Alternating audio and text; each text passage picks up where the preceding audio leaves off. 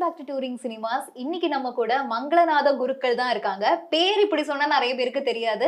ஆனா நீங்க சின்ன வயசுல இருந்து நடக்கக்கூடிய இந்த கல்யாண சீன் எல்லாத்துலயுமே ஓமகுண்டம் பக்கத்துல ஒரு ஐயர் உட்கார்ந்து இருப்பாரு. சோ அவரு தான் இன்னைக்கு நம்ம கூட இருக்காங்க. அட என்னையா மந்திரத்தை மறந்துட்டியா? அட சொல்லியா சொல்லு, நான் தாலியை கட்டணும்ல. நீங்க புஷ்பா புருஷன் தானே? ஆமா. எந்த படத்துல இருந்து நீங்க ஃபர்ஸ்ட் இந்த நடிப்புக்குள்ள வந்தீங்க? ஸ்ரீன்னு ஒரு படம் சூர்யா சார். ஓகே.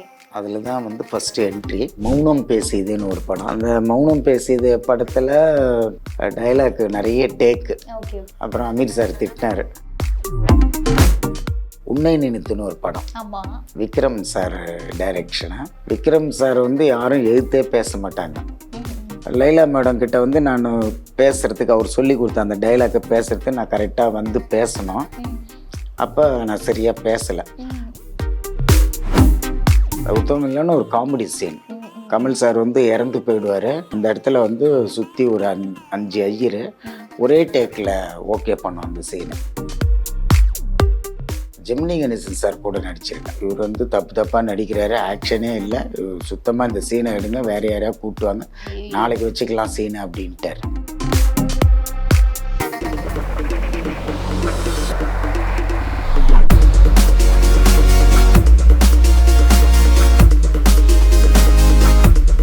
வணக்கம் சார். வணக்கம்.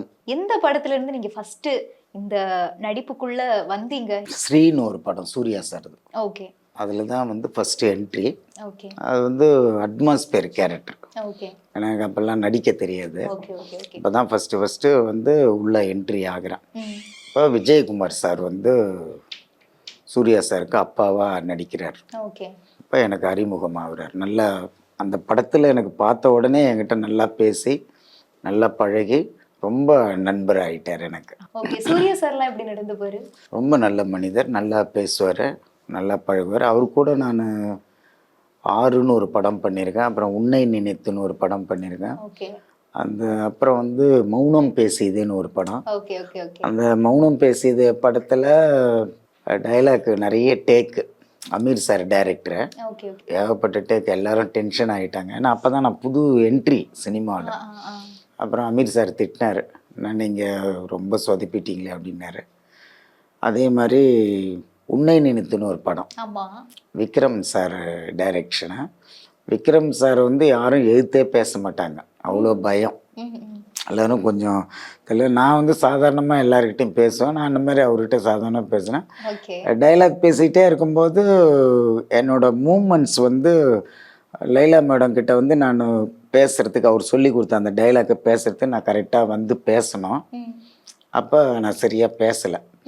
மானிட்டரில் கரெக்டாக பேசிடுறேன், டேக்கில் சரியாக பேசலை. சரி. இப்போ ரொம்ப சார் கோவப்பட்டார். அவர் ஏதோ பேசும்போது நான் ஏதோ திருப்பி அவர் எதிர்த்து பேசிட்டேன். பக்கத்தில் இருந்தவங்களாம் சொன்னேன், விஜயகாந்த் சாரே வந்து அவர் எதிர்த்து பேச மாட்டாங்க, நீங்கள் வந்து அவர் எதிர்த்து பேசிட்டீங்க அப்படின்னாரு. அதுக்கப்புறம் என்னாச்சு, அந்த டைலாக் பேசி நடிச்சுன்னா அதுக்கப்புறம் விக்ரம் சார் என்னை கூப்பிட்டு தட்டி கொடுத்து, இப்போ தான் புதுசாக வந்திருக்கீங்க, நல்லா பண்ணுங்க, எனக்கு தெரியுது உங்களை பார்த்த உடனே, நல்லா பண்ணு, நல்லா பெரிய ஆளாக வாங்க அப்படின்னாரு. Okay sir. இப்போ நீங்க ஒரு பக்கம் பட பூஜைகள், அப்புறம் அதை தாண்டி உள்ள பூஜைகள், கோவில் காரியம், இப்படி எல்லாமே இருக்கும்ல. ஸோ இது எல்லாத்தையும் எப்படி மேனேஜ் பண்ணுவீங்க? திடீர்னு இப்போ இன்னைக்கு ஈவினிங் ஷூட்டிங்னா காலையில தான் சொல்லுவாங்களா இருக்கும், அப்போ நீங்க எதையாவது கேன்சல் பண்ணிட்டு போற மாதிரி ஆகும்? ஆமாம், கேன்சல் பண்ணிட்டு போவேன். அப்படி இல்லைன்னா எனக்கு பற்றி ஆல்டர்னேட்டிவ் வேறு யாராவது வச்சுட்டு போவேன். சப்போஸ் ரொம்ப தூரம் இருந்தது, வெளியூர் அந்த மாதிரி ஏதாவது போக முடியாமல் சூழ்நிலை, வேறு யாராவது எனக்கு பற்றி அனுப்பிச்சி விடுவேன். நிறைய படங்கள்ல இங்க குருக்கள், ஐயர் அந்த ஒரு ரோல்ல தான் பண்ணிருக்கீங்க. வேற ஏதாவது ரோல்ஸ் உங்களுக்கு பண்ணணுங்கிற அந்த ஆசை வந்திருக்கா? இல்லை, எனக்கு ரொம்ப ஆசை. அதாவது எனக்கு சினிமாக்குள்ளே வந்ததுக்கு அப்புறம் தான் நிறைய நடிக்கணும், நிறைய பெரிய ஆளாக வரணும், டிஃப்ரெண்ட் கேரக்டர்லாம் பண்ணணும்னு எனக்கு ரொம்ப நாள் ஆசை.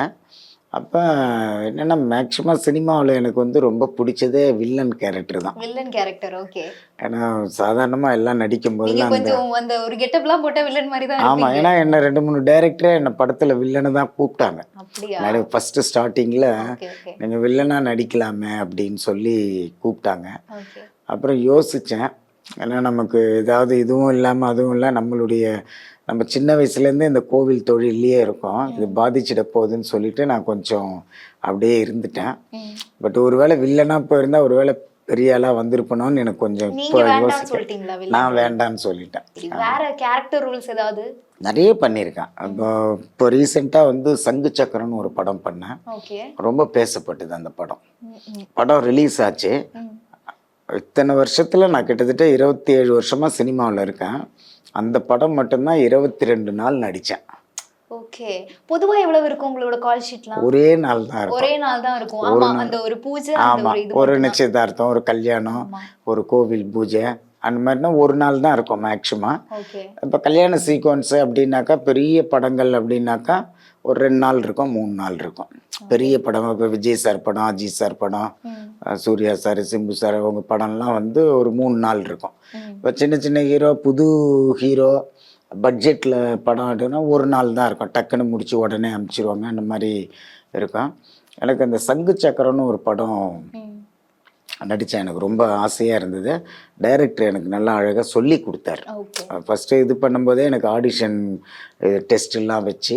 ஓகே. பொதுவா இந்த குருக்களா நடிக்கிறதுக்கு ஆடிஷன் டெஸ்ட் வைப்பாங்களா சார்? உண்டு உண்டு. ஏன்னா அங்கே போய் சொதப்பிட்டோம்னா, ஏன்னா டைலாக்லாம் இப்போ ஜில்லா படம் நடித்தேன் விஜய் சார்து.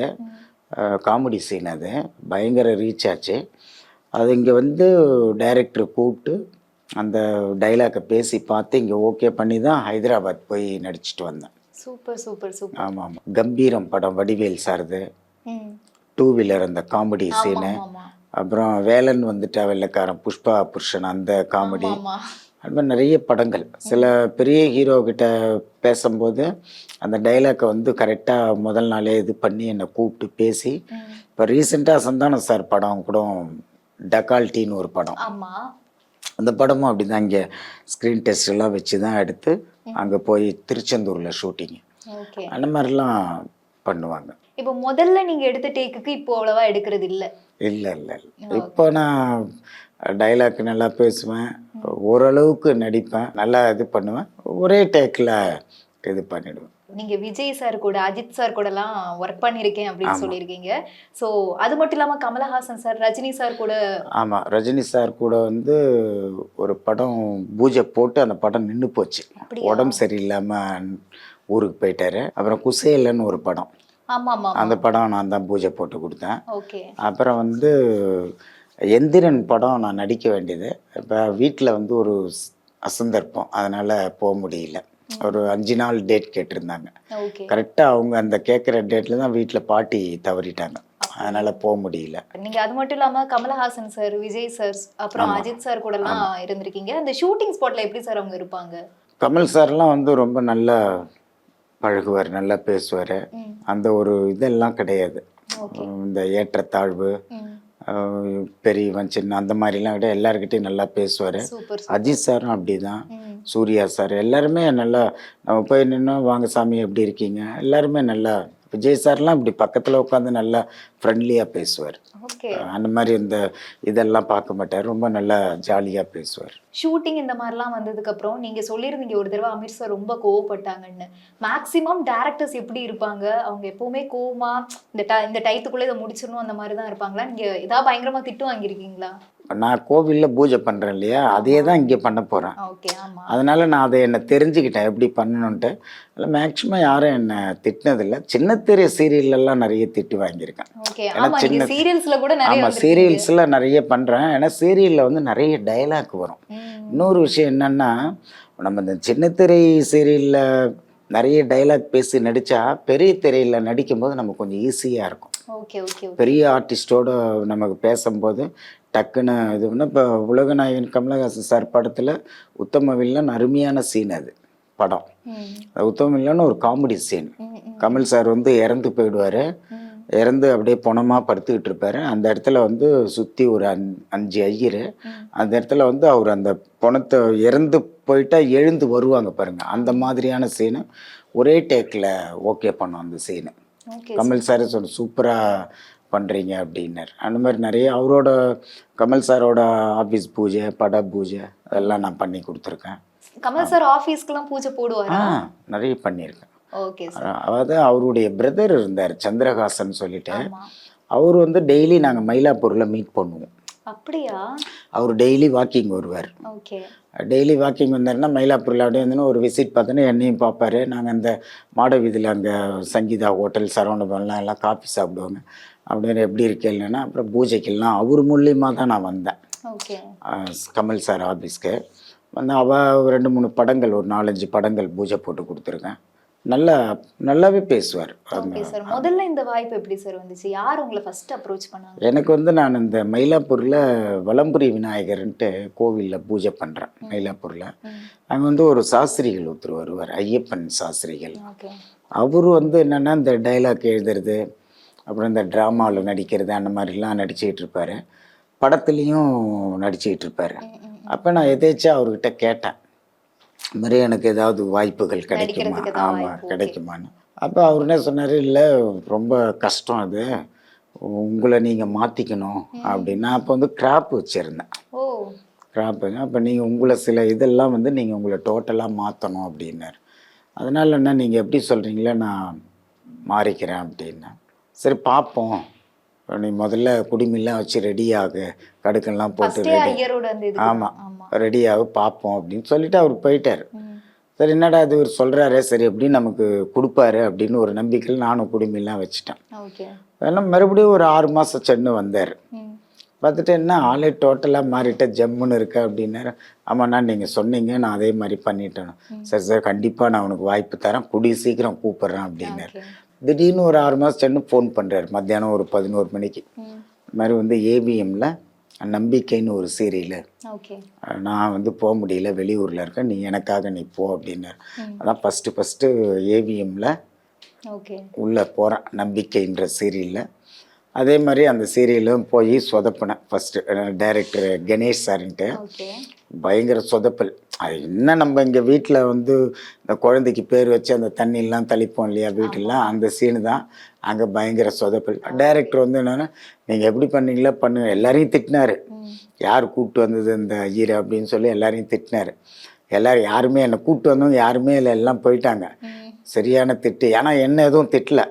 அதுக்கப்புறம் என்னென்னா அது அந்த சீரியல் வந்து அதுக்கப்புறம் நல்ல நேம் கிடைச்சது. அதுக்கப்புறம் அப்படியே நிறைய சத்யஜோதி ஃபிலிம்ஸ், கோபுரம், நிறைய அப்படி அப்படியே சீரியல் பண்ணிட்டு இருந்தேன். அப்போ தான் டக்குன்னு எனக்கு சூர்யா சார் படம் வாய்ப்பு கிடைச்சது. ஆமாம், அப்புறம் தான் வந்து ஸ்ரீன்னு ஒரு படம் நடிக்க போனேன். அதுலேருந்து நிறைய படங்கள் அப்படியே நடிச்சுக்கிட்டே இருந்தேன். தொடர்ந்து சீரியல்ஸ்ல எத்தனை சீரியல் சார் இது வரைக்கும் பண்ணியிருப்பீங்க? இப்போ நிறைய சீரியல். ஆமாம், நிறைய சீரியல். அது சீரியல்லே வந்து நிறைய டிஃப்ரெண்ட் கேரக்டர்லாம் நீங்கள் கேட்டிங்க இல்லையா, அந்த மாதிரி அதில் பண்ணியிருக்கேன். வில்லனா பண்ணியிருக்கேன், மந்திரவாதி, ஆமாம் மந்திரவாதியாக பண்ணியிருக்கேன். அதே மாதிரி விஜய் டிவியில் யாமிருக்க பயமேன்னு ஒரு சீரியல், அந்த சீரியல் வந்து கிட்டத்தட்ட ஒரு 5 கேரக்டர் பண்ணியிருக்கேன் நானே. வடிவகிரிசி அம்மா கூட அவங்க தான் சொல்லுவாங்க, இந்த சீரியல் ஸ்டார்டிங்லேருந்து நீங்கள் முடிகிற வரலையும் நீ ஒண்டி தான் என் கூடயே நடிச்சுக்கிட்டு இருக்க அப்படின்வாங்க. பார்த்தீங்கன்னா 5 கேரக்டர் அதில். முருகராக வருவேன், போகராக வருவேன், ஒரு மந்திரவாதியாக வருவேன். ஒரு நல்ல கேரக்டர் அந்த சீரியல். அது விஜய் சந்திரகாந்த் சார் கூட அந்த சீரியல் பார்த்துட்டு என்னை கூப்பிட்டு அப்ரிஷியேட் பண்ணார். நல்லா போகுது அந்த சீரியல், சூப்பராக போகுது. யாமிருக்க அப்படின்னா முருகரோட சீரியல், அது ரொம்ப நல்ல சூப்பர் ஹிட்டாக இருந்தது அது. ஓகே. சோ நீங்க குருக்கள் தாண்டி வேற ரோல்ல சீரியல்ஸ்ல நிறைய பண்ணியிருக்கேன். கலைஞர் டிவியில் ஒரு சீரியலில் வில்லனா பண்ணியிருக்கேன். சன் டிவிலேயே வந்து ஒரு சீரியலில் வந்து வில்லனா பண்ணியிருக்கேன், மந்திரவாதி கேரக்டரா.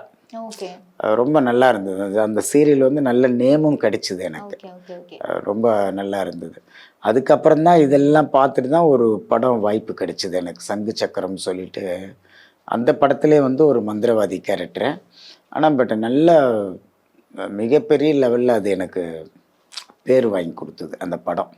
ஏன்னா குழந்தைங்கள்லாம் இப்போ கூட என்னை பார்த்தாங்கன்னா சங்கு சக்கர அங்கிள் தான் கூப்பிடுவாங்க.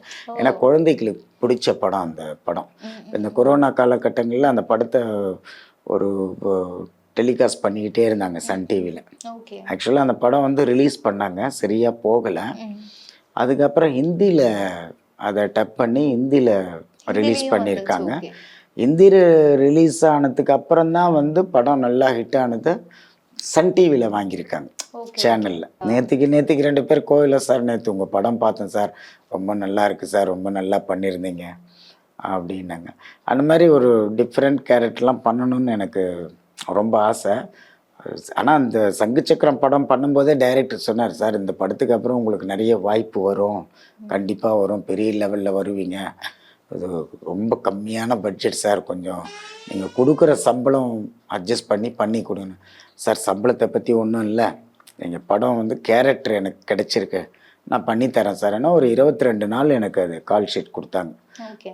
போய் பண்ணி கொடுத்தேன் நான். நல்ல படமும் நல்லா பேச எல்லா லாங்குவேஜிலும் ரிலீஸ் பண்ணிட்டாங்க. எந்த ஆக்டர் கூட உங்களுக்கு ரொம்ப பிடிக்கும்? நான் வந்து அஜித் சார் நல்லா பேசுவார். அவரே வந்து என்கிட்ட பேசுவார். அப்படியா? நான் இப்போ ஒரு ஷூட்டிங் ஸ்பாட்டில் இருக்கேன்னு வச்சுக்கலாம், அவரோட படம் ஒரு 4-5 படம் பண்ணியிருக்கேன். அதில் வந்து பார்த்தீங்கன்னா ஒரு படத்தில் அப்படியே ஷூட்டிங் இது பண்ணிவிட்டு கொஞ்ச நேரம் ரெஸ்ட் கொடுப்பாங்க இல்லையா, அந்த மாதிரி நாங்கள் உட்காந்துருப்போம். டக்குன்னு அவர் வரும்போது நாங்கள் எழுந்து நிற்போம், அதெல்லாம் ஒன்று உட்காருங்க அப்படின்னு அவரே வந்து எங்ககிட்ட நல்லா பேசுவார். எப்படி இருக்கீங்கன்னா சாதாரணமாக ஜென்ரலாக எப்படி போயிட்டுருக்கு, நல்லா போயிட்டுருக்கா, நல்லா இருக்கா அப்படி விஜய். அதே மாதிரி சூர்யா சார், விஜய் சார் எல்லாருமே ரொம்ப நல்லா பழகும். யாரும் வந்து நம்ம என்ன சொல்கிறது, அந்த ஏற்றத்தாழ்வுகள் அந்த மாதிரிலாம் கிடையாது. எல்லாருமே ஆமாம், ரொம்ப நல்லா கேஷுவலாக பேசும். சப்போஸ் நான் பிஸியாக இருந்தால் கூட அவங்களே வந்து என்ன சாமி, ஏன்னா நான் இப்போ பட பூஜையில் இருக்கேன்னு வச்சுங்க, ஏதோ கொஞ்சம் வர்றவங்களை கவனிக்கணும் போன அந்த மாதிரினா டக்குன்னு அவங்களே வந்து பின்னாடி தட்டிட்டு எப்படி சாமி இருக்கீங்கன்னு சொல்லிட்டு கேட்டு போயிட்டே இருப்பாங்க. அந்த மாதிரிலாம் நல்லா பழகுவாங்க. இப்போ இந்த படங்கள் தாண்டி இப்போ நீங்க ரோட் சைட்லாம் போகும்போது உங்களோட முகத்தை பார்த்தா கண்டுபிடிச்சிருவாங்க எல்லாரும். கண்டிப்பா. ஆமா, இவர் வந்துட்டு இந்த படங்கள் எல்லாம் குறுக்கலா வருவாரே அவர் தானே அப்படின்னு சொல்லிட்டு கண்டுபிடிச்சிருவாங்க. அப்படி இந்த ஃபேன்ஸ் தொல்லைகள்லாம் இருந்திருக்கா? நிறைய இருக்கு, நிறைய. இப்போ கூட பாருங்க, இப்போ உங்களுக்கு இன்டர்வியூ கொடுக்க வந்துகிட்டே இருந்தா ஒரு அம்மா வீட்டு வேலையெல்லாம் செய்கிறாங்க பாருங்க, அவங்க பார்த்துட்டாங்க, சாமி ஒரு ஃபோட்டோ எடுத்துக்கிறேன் அப்படின்னாங்க. அந்த மாதிரி நிறைய ஃபேன்ஸ் இருக்காங்க, எவ்வளோ பேர் இருக்காங்க. படத்துக்கு போயிருந்தேன் நான், சந்தானம் சார் படத்துக்கு. நான் யூஸ்வலாக அவுட்டோர்லாம் போக மாட்டேன், ஏன்னா நமக்கு அவுட்டோர் போயிட்டோம் அப்படின்னாக்கா இங்கே நமக்கு நிறைய வேலை இருக்கும். அதனால என்ன பண்ணேன், மேக்ஸிமம் அவுட்டோர் போக மாட்டேன். கேரக்டரு நல்ல டைலாக்காக இருந்து நல்ல சீனாக இருந்ததுன்னா தான் போவேன். அப்போ என்னன்னு சரி, இந்த மாதிரி ஒரு ஆடிஷன்லாம் வச்சேன்னா அப்போ இங்கே 2 நாள் பண்ணிட்டேன் அந்த சீனு, சந்தானம் சார். அப்போ ஒரு நாள் கண்டினியூட்டினால திருச்செந்தூர் கூப்பிட்டுருந்தாங்க, நான் போயிருந்தேன். போயிட்டு அங்கே முதல் நாள் அதான் நைட்டு போயிட்டு காலைல அங்கே இறங்கிட்டேன், ரூம் கொடுத்தாங்க, குளிச்சுட்டு ஃப்ரெஷ் ஆகி நான் கடலுக்கு போயிட்டேன். ஷூட்டிங் அங்கே நடக்குது அப்படின்னு. நாங்கள் போனால் யாருமே இல்லை, கேமராமேனு டைரக்டர், நாங்கள் ஒரு 4-5 பேர் தான் இருந்தோம். ஷூட்டிங் நடந்துட்டு யாருமே இல்லை சரின்னு சொல்லி 2 போலீஸ் மட்டும் செக்யூரிட்டாக தான் பந்தோபஸ்து அவங்க மட்டும் இருந்தாங்க. அவனை முடிச்சு சந்தானம் சார் கிளம்பிட்டாரு. நாங்கள் இப்போ தான் கிளம்புனாரு, அவர் சீன் முடிஞ்சிருச்சு, கிளம்பிட்டாரு. சரின்னு சொல்லிட்டு முடிச்சு, சாமி நீங்கள் வந்து வெயிலாக இருக்கு, நீங்கள் ரூமில் ரெஸ்ட் எடுங்க, உங்களுக்கு வந்து மத்தியானம் 2 மணிக்கு மேலே தான் ஷூட்டிங்கு, அதனால் நீங்கள் நாங்கள் சொல்கிறோம் வண்டி வரும் நீங்கள் போனால். சரின்னு சொல்லிட்டு உடனே அங்கே சாப்பிட்டுட்டு மறுபடியும் நான் ரூமுக்கே வந்துட்டேன். வந்து எல்லாரோட நாங்கள் ஒரு 12:45 1 மணிக்கெலாம் ஷூட்டிங் முடிஞ்சிருச்சு, சீன் முடிஞ்சிருச்சு. உடனே எனக்கு ஃபோன் பண்ணிட்டாங்க, சாமி நீங்கள் ரெடியாக இருங்க, நம்ம வந்து சாப்பாடு அங்கே தான் வருது, உங்கள் சீனை முடிச்சுட்டு வந்து லஞ்ச் பண்ணிக்கலாம் அப்படின்னாங்க. அதனால் என்ன சார், நான் ரெடியாக இருக்கேன்னா வண்டி வந்து உடனே கோயிலுக்கு போயிட்டேன். கரெக்டாக போனால் கோயில் நட சாத்திட்டாங்க மத்தியானம் 1 மணி. திருச்செந்தூர் கோவில் உங்களுக்கு தெரியும், அங்கேருந்து ஒரு கிட்டத்தட்ட ஒரு 200-300 மீட்ரு ஃபுல்லாக 2 சைட்லேயும் க்ரௌடு, 2 சைட்லேயும் க்ரௌடு. யோசிச்சேன்னா சந்தானம் சார் ஊருக்கு போயிட்டாரு, என்ன இவ்வளோ க்ரௌடு நிற்குது அப்படின்னு. போலீஸ்காரங்களும் இல்லை, போலீஸ்காரங்க சந்தானம் சார் ஊருக்கு போயிட்டாருன்னு சொல்லிட்டு போயிட்டாங்க. இவர் டைரக்டரு, கேமராமேன், நான், எனக்கு டைலாக் கொடுத்தாங்க. அந்த டைலாக் நான் வாக்கிங்லேயே பேசிகிட்டே வரணும். அந்த ஹீரோயின் ஓடி வரும். அந்த ஹீரோயினுக்கு வந்து தமிழ் தெரியாது, அவங்களுக்கு தமிழ் தெரியாது, அந்த படத்தில் நடித்தவங்க. அவங்க பேசிகிட்டே வருவாங்க. இந்த சீனை வந்து ஒரே டேக்கில் பண்ணணும், ஏன்னா அந்த சீன் அந்த மாதிரி பேசிக்கிட்டே வரணும். பேசினா ஹீரோயின் வந்து ஓடி வருவாங்க. நான் அவங்கள பார்த்துட்டு ஐயோ என்னடா இது அப்படின்னு சொல்லிட்டு அந்த பொண்ணை பார்த்துட்டு பாவப்படணும். அதனால உடனே அங்கே ஃபைட்டு நடக்கும். இந்த சீனை அவ பேசிட்டு வரும்போதுன்னா க்ரௌடு நிறைய ஆயிடுச்சு. இது ஒரே டேக்கில் முடிக்கணும், வேறு வழி இல்லை, ஏன்னா அந்த சீனோடு அது வருது. அதனால் ஏற்கனவே இங்கே எடுத்தாங்க அந்த சீனு சைதாப்பேட்டை மார்க்கெட்டில், முடிச்சுட்டு அங்கே கண்டினியூட்டி எல்லாம் எடுத்து எல்லாம் முடிகிற ஸ்டேஜ் டைரக்டர் வந்து என்ன அது அசிஸ்டண்ட்டை கூப்பிட்டு கேட்குறாரு, என்ன இவ்வளோ க்ரௌடு இருக்குது சமாளிக்கவே முடியல அப்படின்னு. டைரக்டர் இல்லை சார் எல்லாம் இந்த குருக்களை பார்க்க வந்திருக்காங்க. ஓ நான் அதான் யோசித்தேன், சந்தான சாரும் போயிட்டாரு, நம்மளை பார்க்கறதுக்காக. நான் அப்போ நினச்சேன், நம்மளை பார்க்குறதுக்கு இவ்வளோ க்ரௌடு நிற்கிறேன். ஏன்னா எல்லாருமே கை உங்களுக்கே அது காமிச்சிட்டாங்க. ஆச்சரியமா இருந்துச்சு. ஆமாம், எல்லாருமே கை காமிச்சிட்டாங்க. நாங்கள் உங்களுக்காக வெயிட் பண்ணுறோம், ஃபோட்டோ எடுத்துகிட்டு தான் போகணும். முருகரை பார்த்துட்டு இவ்வளோ தூரம் வந்தால் முருகரை பார்க்காம எப்படி போகிறதுன்னு சொல்லிட்டு நான் வெயிட் பண்ணி 4 மணிக்கு கோவில் திறந்து என்னடா இதுன்னு யோசிச்சுக்கிட்டே இருக்கேன். நான் இது டேக் வேறு போயிடுது. டக்குன்னு டைரக்டர் வந்து ஆக்ஷன் சொல்லி கட்டுன்னு சொல்கிறாரு. ஜனங்கள்லாம் சூழ்ந்துட்டாங்க டக்குன்னு. மறுபடியும் உடனே மேனேஜர் என்ன பண்ணார், ஃபோன் பண்ணி அந்த போன போலீஸை திருப்பி வர வச்சுட்டார். ஆனால் அப்புறம் எல்லாரும் மேக்ஸிமம் எல்லாரும் போலீஸ்லாம் வந்து வந்தப்புறம் தான் அப்புறம் கண்ட்ரோல் ஆமாம் பண்ணிருக்காங்க. கண்ட்ரோல் பண்ணாங்க. அப்புறம் வந்து எல்லாம் ஃபோட்டோலாம் எடுத்தாங்க. முடிஞ்ச அளவுக்கு எடுத்துட்டு நான் வந்துட்டேன். அப்புறம் தான் நினச்சேன்னா இவ்வளோ க்ரௌடு இருக்காங்க, இவ்வளோ ரசிகர்கள் இருக்காங்க. இந்த மாதிரி நிறைய இடத்துல நடந்திருக்கு. Okay sir, super. இப்போ நீங்க சீரியல்ல வேற ரோல்ஸ் எல்லாம் பண்ணிருக்கேன்னு சொன்னீங்கல்ல, சோ எது உங்களுக்கு கஷ்டமா இருந்துச்சு? குருக்கள்னா நீங்க உங்களுக்கு தெரியும், ஆல்ரெடி மந்திரம் சொல்லுவீங்க, என்னென்ன பண்ணணுங்கிறது தெரியும். புதுசா ஒரு சீன் கொடுக்குறாங்க அப்படிங்கும்போது அது உங்களுக்கு கஷ்டமா இருக்கும்ல? இல்லை, எனக்கு கஷ்டமாக இல்லை. என்னென்னா சில பேர் வந்து ஏதாவது டைரக்டரே என்னை கேட்டேன், என் கூட நடித்த அந்த ஹீரோயின் கூட இந்த கேள்வி தான் கேட்டாங்க. ஓ அப்படியா? சாமி நீங்கள் வந்து எல்லாத்துலேயும் குருக்களாக நடிச்சுட்டு இந்த மாதிரி ஒரு வில்லனாக வந்து ஒரு தப்பான கேரக்டர் பண்ணுறீங்களே, உங்களுக்கு தொழில் பாதிக்காதா அப்படின்னாங்க. இல்லை, ஆல்ரெடி வந்து ஆடியன்ஸ் வந்து நான் குருக்கள்னு எல்லாருக்கும் தெரியும். இந்த கேரக்டர் பண்ணுறதுனால ஒன்றும் நினச்சிக்க மாட்டாங்க. இல்லை இது பயங்கரமான கேரக்டர் ஆச்சு. ஏன்னா ஒரு சாமியார் வந்து ஒரு தவறான பாதையில் போகிறது கதை. Okay okay. ஒரு மந்திரவாதி ஒரு சில பெண்களை வச்சுக்கிட்டு அந்த பெண்களை வந்து போதைக்கு அடிமையாக்கி அவங்கள வந்து வெளிநாட்டுக்கு விற்கிறது, அந்த மாதிரியான ஒரு சீனு நல்லா பேசப்பட்டது அது. ஆனால் நிறைய பேர் என்ன கேட்டாங்க, என்ன சார் நீங்கள் நல்ல ஒரு அருமையான இதில் பண்ணிவிட்டு கடைசியில் இதில் போய் நான் சொன்னேன், சார் ஒரு கேரக்டரு இது இப்படி நடித்தா நான் இல்லை ரொம்ப நல்லா இருக்கு. இப்போ நீங்கள் சொல்கிறீங்கல்ல சார் நல்லா இருக்கு, நல்லா நடிச்சேன்னு, இதுதான் சார் வேணும். அதான் மனிதன் வந்து இப்போ நம்பியார் ஐயா கூட இருந்தார், வில்லனாகவே நடித்தார். ஆனால் எல்லாரும் அவர் நல்லவங்களாக தான் பார்த்தாங்க, ஏன்னா அவரோட நல்ல மனிதர். இது வந்து நடிப்பு, அது தொழில் சார் அப்படின்னு நான். ஓகே, நீங்க நம்பியார்னு சொன்னோன்னே தான் அது கேட்கணும்னு தோணுச்சு. நீங்க சூர்யா சாரோட படத்துல தான் ஃபர்ஸ்ட் நடிச்சதா சொன்னீங்க. அதுக்கு முன்னாடி இருக்கக்கூடிய ஆர்டிஸ்ட் சிவாஜி கணேசன் அவங்களெல்லாம் நேர்ல சந்திக்கக்கூடிய வாய்ப்புலாம் உங்களுக்கு கிடைச்சிருக்கா? ஜெமினி கணேசன் சார் கூட நடிச்சிருக்கேன். அப்படியா? ஆமாம், சூப்பர். அவர் கூட நடிச்சிருக்கேன். அவர் கூட வந்து ஒரு சீரியலில் பண்ணேன். சீரியல்ல? ஆமாம், சீரியலில் நடிச்சுக்கிட்டு இருக்கும்போது தான் அவர் வந்து கரெக்டாக 4 மணிக்கு ஈவினிங் 4 மணிக்கு மேலே அவர் வெயிட் பண்ண மாட்டார், கிளம்பிடுவார். அதுக்குள்ளே அந்த சீனை எடுத்தாகனா டைரக்டர் வந்து டைலாக்லாம் கொடுத்து இல்லைன்னா நடிக்கவே மாட்டேன்ட்டார். ஏன்னா இப்போ என்ன சொல்லிட்டார், இவர் வந்து தப்பாக நடிக்கிறாரு, ஆக்ஷனே இல்லை, சுத்தமாக இந்த சீனை எடுங்க, வேறு யாரையா கூப்பிட்டுவாங்க, நாளைக்கு வச்சுக்கலாம் சீனை அப்படின்ட்டார். யார்? ஜெமினி கணேஷ் சார். என்னடா இது அப்படின்னு சொல்லிட்டு மறுபடியும் அந்த டைலாக்கெல்லாம் எடுத்து, இத்தனையும் ப்ராமிட்டிங் வேறு. டைரக்டர் என்ன பண்ணார், சாரை மட்டும் தனியாக, ஜெமினி கணேஷ் சாரை மட்டும் தனியாக அவரோட டைலாக்லாம் எடுத்து க்ளோஸ்அப்லாம் வச்சு எல்லாம் இதெல்லாம் பண்ணிவிட்டு, ஆமாம் தனித்தனா என்னை வந்து ஜெமினி கணேஷ் சாரை நீங்கள் அவர் பார்க்குற அந்த லுக்கை கொடுத்துட்டு நீங்கள் இது பண்ணி எனக்கு ப்ராமிட்டி கொடுத்தோணும். அதுக்கப்புறம் எடிட் பண்ணி எல்லாம் போட்டு கொடுத்ததுக்கப்புறம் ஜெமினி கணேஷ் சார் அந்த சீனை பார்த்தார். ஓ நல்லா இருக்கு, ஏன் அருமையாக இருக்குது, நல்லா, அப்போ ஏன் நான் இருக்க போது ஏன் பண்ணலை அப்படின்னு சொன்னால் அப்புறம் கூப்பிட்டு இன்னொரு நாள் போயிருந்தேன். போட்டு ஏன்டா அன்னைக்கு வந்து நான் என்ன உட்காண்ட்ருந்தேன், என்னை வாடா போடான்னு சொன்னார். நல்லா பண்ணலை, அப்புறம் நான் இதில் பார்க்குறேன் ரொம்ப நல்லா நடிச்சிருக்கேடா, ஏன்னா உங்களை பார்த்து கொஞ்சம் பயம். என்னடா பயம், நான் மனுஷன் தானடா அப்படின்னாரு. அந்த மாதிரி பெரிய ஆர்டிஸ்டெல்லாம் நடிக்கும்போது கொஞ்சம் ஒரு இது இருக்கும். ஆனால் விஜய் சார் அவங்க கூடலாம் நடிக்கும்போது அந்த தயக்கம்லாம் இல்லை? இல்லை, நல்லா கேஷுவலாக, ஏன்னா அவரே என்கிட்ட நல்லா பேசுகிறார். அந்த ஜில்லா சீன்லாம் ரொம்ப அற்புதமான சீன், அது ரொம்ப காமெடி சீனு, பேசப்பட்டது. ஏன்னா அதெல்லாம் ஒரே டேக்கில் பண்ண முடியாது. அது இங்கேருந்து நம்ம எல்லாம் இதெல்லாம் வச்சு டைரக்டர் அதை நல்லா இது பண்ணி எனக்கு அந்த சீன் கொடுத்தாரு.